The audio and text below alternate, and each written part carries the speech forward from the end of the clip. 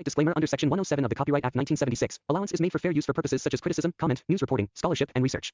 Fair use is a use permitted by copyright statute that might otherwise be infringing. Non-profit, educational or personal use tips the balance in favor of fair use. Movie की starting में हमें moon का surface दिखाया जाता है। वहाँ इस robot को सफ़ेद रंग की परछाई दिखती है और ये ब्लास्ट हो जाता है। सीन स्विच होता है नोबिता के घर पर।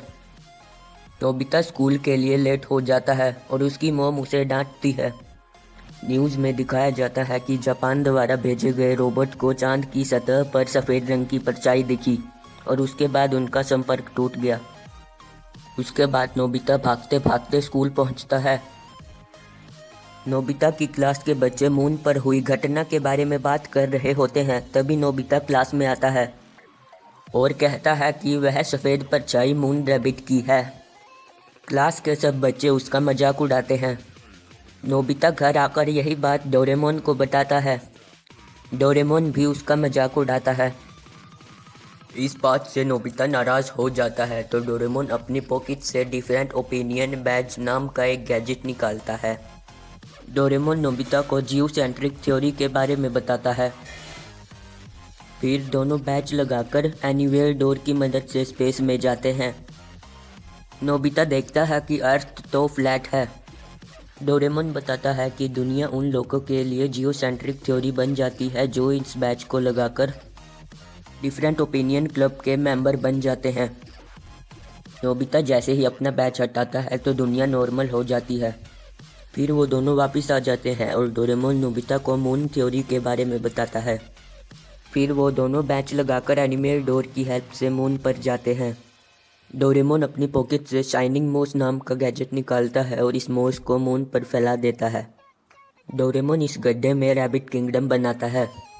डोरेमोन अपनी पॉकेट से रॉकेट डोम नाम का गैजेट निकालता है और उसे लॉन्च कर देता है। डोरेमोन और नोबिता एनिमल क्ले की मदद से रैबिट्स बनाते हैं। नोबिता एक डरावना रैबिट बनाता है। मोन को वो रैबिट पसंद नहीं आते तो नोबिता उन्हें फेंक देता है और फिर से रैबिट्स बनाता है। डोरेमोन को ये रैबिट्स पसंद आते हैं। डोरेमोन और नोबिता इनका नाम मुबिट्स रखते हैं। मून रैबिट्स हिलने डुलने लगते हैं। फिर वो दोनों वापस घर आ जाते हैं। मॉम उन दोनों को आवाज़ लगाती है। मॉम उन्हें मून फेस्टिवल के लिए बाज़ार से कुछ सामान लाने के लिए कहती है। मॉम नोबिता को सिल्वर घास लाने के लिए कहती है। नोबिता जब घास काट रहा होता है तो वो पहाड़ी पर एक लड़के को बैठे हुए देखता है। वो उसे आवाज़ देता है। तभी वो लड़का रहस्यमयी तरीके से गायब हो जाता है। अगले दिन नोबिता की क्लास में एक नया लड़का आता है। वो अपना नाम लूका सुकीनो बताता है। नोबिता उसे देखकर सोचता है कि यही तो वो कल वाला लड़का है। जियान और सुनियो उसे टांग अड़ाकर गिराने की कोशिश करते हैं तो लूका अपनी टोपी पर हाथ लगाता है जिससे कि जियान और सुनियो खुद ही गिर जाते हैं। स्पोर्ट्स पीरियड में लूका सबसे तेज भागता है। अगले सीन में शिजुका एक मुरझाए हुए पौधे को लेकर जा रही होती है। तभी लूका अपनी टोपी पर हाथ लगाता है। एक रोशनी निकलती है और वो पौधा फिर से खिल उठता है। नोबिता स्कूल से घर आ जाता है और वो दोनों मून पर रैबिट किंगडम देखने जाते हैं। उनके जाने के बाद लूका नोबिता के रूम में आ जाता है। तभी लूका का कछुआ दोस्त मोजो उसे डरा देता है। लूका जैसे ही एनीवेयर डोर खोलता है तो वहाँ तूफान आ जाता है। आवाज़ सुनकर नोबिता की मोम ऊपर आती है।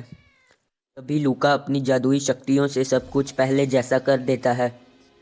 दूसरी तरफ डोरेमोन और नोबिता रैबिट किंगडम पर घूम रहे होते हैं। वो देखते हैं कि खरगोशों ने अपना परिवार बना लिया है और वो गुफा में रह रहे हैं। डोरेमोन और नोबिता मून रैबिट्स को आग जलाना, घर बनाना और आइस केक बनाना सिखाते हैं। सीन चेंज होता है और हमें लाल रंग का आर्मर पहना हुआ एक इंसान दिखाया जाता है। वो पर्दे के पीछे खड़े इंसान के सामने झुक जाता है। पर्दे के पीछे खड़ा शख्स उसे एस्पाल्स को ढूंढकर लाने का हुक्म देता है। तभी कमांडर स्पेसशिप में बैठकर एस्पल्स को ढूंढने के लिए निकल जाते हैं। दूसरे सीन में नोबिता अपने दोस्तों को बैजिस दिखाता है और उन्हें रैबिट किंगडम के बारे में बताता है। तभी लूका वहां आता है और उसे भी उनके साथ चलने के लिए कहता है। वो सभी नोबिता के घर पर जाते हैं और वहां एनीवेयर डोर की हेल्प से मून पर जाते हैं। वहाँ पर ये सब रैबिट किंगडम देखकर हैरान हो जाते हैं। मून रैबिट्स उन सबको रैबिट किंगडम में घुमाते हैं। नोबिता की तरह दिखने वाला एक रैबिट नोबिता से आकर टकरा जाता है। जियान और सुनियो उसका नाम नोबित रख देते हैं। फिर नोबित उन्हें रैबिट किंगडम में घुमाता है। डोरेमोन उन सबको बताता है कि अगर उन्होंने बैच को खो दिया तो वो मून पर सांस नहीं ले पाएंगे। तभी वहाँ नोबिता का बनाया हुआ रैबिट आ जाता है और तोड़फोड़ करने लगता है। सब लोग उसे देखकर भागने लगते हैं। वो रैबिट नोबिता और उसके दोस्तों का पीछा करने लगता है। वो रैबिट नोबिता को पकड़ लेता है। तभी वहाँ एक सफ़ेद रोशनी आती है जिसे देखकर वो रैबिट हिप्नोटाइज हो जाता है और नोबिता को गिरा देता है। नोबिता का बैच निकल जाता है और वह गहरी खाई में जाकर गिर जाता है। नोबित उसे गिरते हुए देख लेता है और उस बैच को भी उठा लेता है। दूसरी तरफ नोबिता के दोस्त उसे ढूंढ रहे होते हैं। नोबित वो बैच ले जाकर डोरेमोन को देता है। डोरेमोन यह देखकर रोने लगता है और अपने आप को नुकसान पहुंचाने की कोशिश करता है। तभी उन्हें खाई से नोबिता की आवाज़ सुनाई देती है और वो सब उस खाई में चले जाते हैं। नोबित उस बैच को उठा लेता है। नोबिता के दोस्त उसकी आवाज़ का पीछा करते हुए एक गुफा में चले जाते हैं। वहाँ पर वो नोबिता को सही सलामत देखकर उसे हवा में उठा लेते हैं। तभी लूका वहाँ आता है और अपने सर से टोपी को हटाता है। लूका के कोट से एक कछुआ निकलता है और उन्हें अपने बारे में बताता है। फिर लूका उन्हें अपने परिवार से मिलाता है। लूका उन्हें अपने बारे में बताता है कि उनका घर कागुआ प्लैनेट पर है और लूका और उसके परिवार वाले एस्पल्स कहलाते हैं और वो यूनिवर्स में केवल 11 ही बचे हैं। फिर लूका उन्हें ईथर एनर्जी के बारे में बताता है जो उनके शरीर के अंदर होती है और उसकी मदद से वे चीज़ों को उड़ा सकते हैं। लूका उन्हें अपनी उम्र 1010 साल बताता है। यह सुनकर नोबिता और उसके दोस्त हैरान रह जाते हैं। लूका उन्हें वो स्पेसशिप दिखाता है जिसकी मदद से वो मून पर आए थे और उन्हें बताता है कि स्पेसशिप की लिक्विड नाइट्रोजन और मून की बर्फ़ का इस्तेमाल करके उन्होंने हवा बनाई। फिर वहाँ लूका की छोटी बहन आ जाती है। डिनर के वक्त लूका बताता है कि उसकी छोटी बहन एल के पास लोगों का भविष्य बताने का भी हुनर है। डिनर करने के बाद वो सब लोग मून की सतह पर रेस लगाते हैं। जियान, सुनियो और एल के सामने एक पहाड़ आ जाता है तो एल अपनी सुपर पावर से उस पहाड़ को तोड़ देती है। एल के ऐसा करने से कमांडर को उनकी लोकेशन का पता चल जाता है। की आवाज़ सुनकर सब लोग वहाँ पर आ जाते हैं। लूका एल को कहता है कि उसे अपनी शक्तियों को इस्तेमाल नहीं करना चाहिए था और बताता है कि एस्पल्स यहाँ काकुआ प्लैनेट के लोगों से छुपकर रह रहे हैं। लूका उन्हें बताता है कि 1000 साल पहले काकुआ प्लैनेट के लोगों ने एस्पल्स की शक्तियों का इस्तेमाल करके खतरनाक न्यूक्लियर वेपन्स बनाए और उनका इस्तेमाल काकुआ प्लैनेट के मून पर कर दिया, जिसकी वजह से काकुआ प्लैनेट पर सुनामी आ गई। लूका के मॉम डैड ने उन्हें स्पेसशिप में बैठाकर वहां से भेज दिया ताकि उनकी शक्तियों का और दुरुपयोग ना हो सके। तभी एल एक भविष्यवाणी करती है जिसके बारे में अभी हमें नहीं बताया जाता। वो सब लोग कॉलोनी वापस जा रहे होते हैं कि तभी स्पेस में एक पोर्टल खुलता है और उसमें से कमांडर का स्पेसशिप निकलता है। वो उन पर हमला कर देता है। लूका और उसके परिवार वाले अपनी शक्तियों का इस्तेमाल करके उनसे मुकाबला करते हैं। तभी कमांडर एक स्पेशल गन का इस्तेमाल करता है जिसकी वजह से एस्पल्स अपनी पावर का इस्तेमाल नहीं कर पाते। कमांडर उन सबको गिरफ्तार कर लेता है और अपने साथ ले जाता है। नोबिता और उसके दोस्त उन्हें बचाने की कोशिश करते हैं, वापस भेज देता है। कमांडर अनिवेल डोर तोड़ देता है और लूका को भी गिरफ्तार कर लेता है। तभी वो देखते हैं कि शिजुका की ड्रेस में छुपकर मोजो भी वहां आ गया होता है। मोजो उन्हें बताता है कि वो स्पेसशिप जिसकी मदद से वह धरती पर आए थे वह अभी धरती पर ही कहीं है और उसकी मदद से वह फिर से मून पर जा सकते हैं। वो सब लोग उस स्पेसशिप को ढूंढ लेते हैं। डोरेमोन उन्हें कहता है कि घर जाकर तैयारी कर लो, हम सब 7 बजे यहाँ से निकलेंगे। 7 बजे वो सब लोग उस स्पेसशिप में बैठकर मून के लिए निकल जाते हैं। मून पर पहुंचकर वो सब लोग एस्पल्स को ढूंढने लगते हैं। तभी वहाँ नोबित अपनी स्पेस कार में बैठकर आ जाता है और उन्हें उसका पीछा करने के लिए कहता है। वो उन्हें लूना के पास ले जाता है। सब लोग लूना को सही सलामत देखकर खुश हो जाते हैं। वो सब लोग काकुआ प्लैनेट जाने का फैसला करते हैं। वो लोग लूना और शिजुका को वहीं पर छोड़कर स्पेसशिप में बैठकर काकुआ प्लैनेट के लिए निकल जाते हैं। कमांडर लूका को ले जाकर एम्परर डियाब्लो के सामने पेश करता है। एम्परर कहता है कि उस खतरनाक हथियार को फिर से बना लो और अब हम अर्थ पर कब्जा करेंगे। कमांडर इस बात का विरोध करता है तो एम्परर नीला आर्मर पहने हुए शख्स को कमांडर बना देता है और एस्पल्स को जेल में डालने के लिए कहता है। कमांडर लूका की मदद करता है और कहता है कि मैं तुम्हारी शक्तियों का गलत इस्तेमाल नहीं होने दूंगा। इस बात पर एम्परर कमांडर पर अपनी आर्मी की मदद से हमला कर देता है। दूसरी तरफ नोबिता और उसके दोस्त काकुआ प्लैनेट पर पहुंच जाते हैं। वो लोग अपना भेष बदल लेते हैं और काकुआ प्लैनेट के लोगों से एस्पल्स के बारे में पूछते हैं। काकुआ प्लैनेट के लोग कहते हैं कि उन्होंने एस्पल्स के बारे में सिर्फ किस्से कहानियों में सुना है। वो लोग उन्हें एम्परर डियाब्लो के बारे में बताते हैं। वो कहते हैं कि एम्परर डियाब्लो उन पर पिछले 1000 साल से राज कर रहे हैं और अब इनकी हालत बहुत बुरी है। वो उन्हें कमांडर के बारे में भी बताते हैं और बताते हैं कि वो महान इंसान डिया पैलेस में रहते हैं। दूसरी तरफ कमांडर को भी एस्पल्स के साथ जेल में बंद कर दिया गया होता है। कमांडर अपना हेलमेट निकालता है और उन्हें बताता है कि वो उनके मम्मी पापा का वंशज है। दूसरी तरफ नोबिता डोरेमोन से उस पैलेस में जाने के लिए कोई गैजेट मांगता है। डोरेमोन एक गैजेट निकालता है और कहता है कि इस हैट की मदद से हम 3 एबिलिटीज यूज़ कर सकते हैं, लुकिंग थ्रो, टेलीपोर्टेशन और टेलीकिनेसिस। नोबिता उस हैट को पहनकर लुकिंग थ्रो एबिलिटी का यूज़ करने की कोशिश करता है। तभी वहाँ पर गार्ड्स आ जाते हैं। बाकी सब लोग जाकर छुप जाते हैं। गार्ड्स नोबिता को गन पॉइंट पर ले लेते हैं।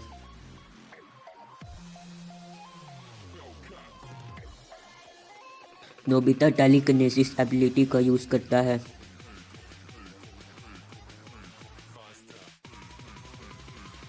फिर वो टेलीपोर्टेशन एबिलिटी का यूज़ करता है।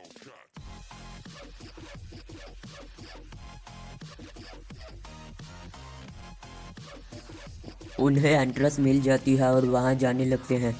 वो लोग लूका के पास पहुँच जाते हैं और उसे जेल से बाहर निकाल लेते हैं। कमांडर गोदार्थ भी जेल से बाहर आ जाते हैं और उन्हें उस भविष्यवाणी के बारे में बताते हैं कि 1000 साल बाद एस्पल्स फिर से काकुआ प्लैनेट पर वापस आएंगे और आसमान से 1000 खरगोश बरसेंगे और काकुआ प्लैनेट फिर से प्रकाशित होगा। तभी एम्परर के गार्ड्स उन पर हमला कर देते हैं। नोबिता और उसके दोस्त उनका मुकाबला करने लगते हैं। वो लोग एम्परर के पास पहुंचते हैं और उसे बाहर आने के लिए कहते हैं। एम्परर पर्दा हटाकर बाहर आता है। वो लोग देखते हैं कि एम्परर डियाब्लो तो वहाँ पर है ही नहीं। तभी एम्परर डियाब्लो पानी से निकलकर बाहर आता है। वो सब लोग यह देखकर हैरान हो जाते हैं कि एम्परर डियाब्लो तो एक सुपर कंप्यूटर वाली आर्टिफिशियल इंटेलिजेंस है और उन्हें समझ में आ जाता है कि यही वो विनाशकारी हथियार है। एम्परर उन पर हमला कर देता है।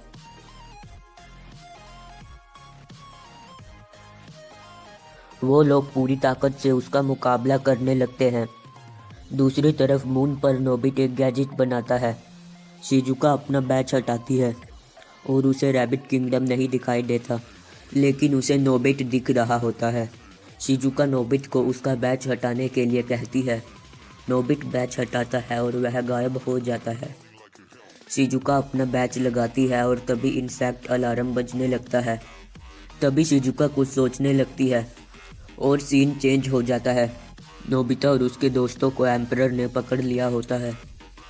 कमांडर एम्परर से पूछता है कि तुमने एस्पाल्स का क्या किया है। एम्परर कहता है कि एस्पाल्स तो यही हैं और वे उनके शरीर के खून का हिस्सा हैं। डोरेमोन देखता है कि उसके पास उसकी पॉकेट भी नहीं है। एम्परर अपने गार्ड्स को उन सबको ख़त्म करने का हुक्म देता है। सब लोग रोने लगते हैं कि तभी एल भविष्यवाणी करती है कि 1000 साल बाद हम अपने साथियों के साथ लौटेंगे और 1000 खरगोश आसमान से बरसेंगे। तभी डोरेमोन की पॉकेट चमकने लगती है और उसमें से 1000 मून रैबिट्स निकलते हैं और नोबिता का बनाया हुआ खरगोश भी निकलता है, जिस पर शिजुका और लूना बैठी होती हैं। वो उन्हें जेल से बाहर निकालते हैं। शिजुका उन्हें बताती है कि ये इस्टेब्लिश थ्योरी बैच है और बताती है कि इसकी मदद से हम इस्टेब्लिश थ्योरी वर्ल्ड जा सकते हैं। मोबिट्स गार्ड रोबोट से फाइट करने लगते हैं। एस्पर्स भी अपनी पावर्स से उनसे फाइट करने लगते हैं। तभी एम्परर लूना को लेकर वहाँ से चला जाता है। नोबिता और उसके दोस्त उसका पीछा करने लगते हैं। बाकी के एस्पर्स भी वहाँ पर आ जाते हैं।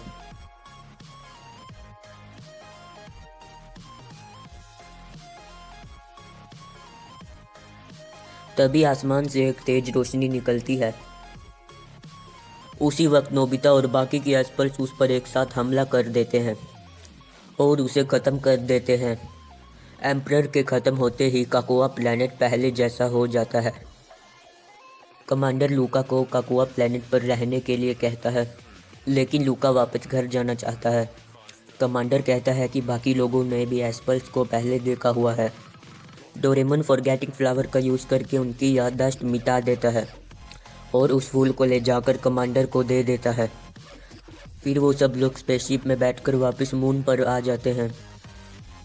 लूका डोरेमोन को कहता है कि हम भी साधारण इंसानों की तरह जीना चाहते हैं। डोरेमोन अपने गैजेट का यूज़ करके एस्पर्स को नॉर्मल इंसान बना देता है।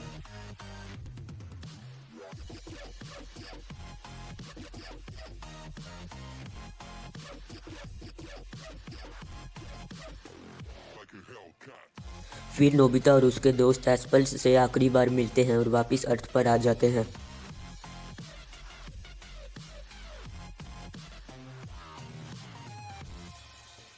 न्यूज़ में दिखाया जाता है कि लूनार प्रोब में जो कम्युनिकेशन प्रॉब्लम थी वो अब ठीक हो गई है।